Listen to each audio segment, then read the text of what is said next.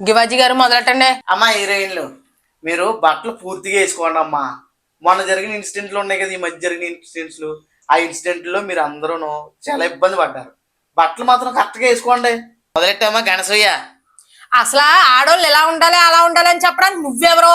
నీకు సంబంధం ఏంటి? నీకెందుకు? ఏ ఆడోళ్ళకి నచ్చినట్టు బట్టలు వేసుకోకూడదా? ఏ ఆడోళ్ళు తొక్కేద్దాం అనుకుంటున్నావా? అమ్మా నమస్కారం. మీరు అలా ఉండాలి ఇలా ఉండాలి అని చెప్పింది ఒక మొగోడుగా చెప్పాను, బాగుండాలని.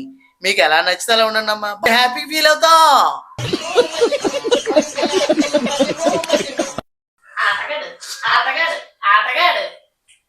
ఇప్పుడు సీతాదేవి ద్రౌపది ఏ బట్టలు వేసుకున్నారనరా?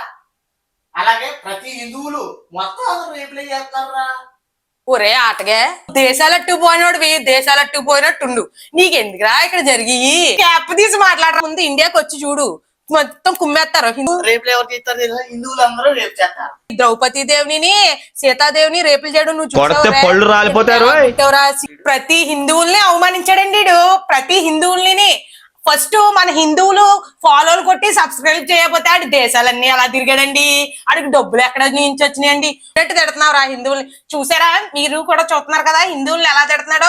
మీరు ఫాలో చేస్తున్నారా? ఇంకా చేస్తానే ఉంటారు.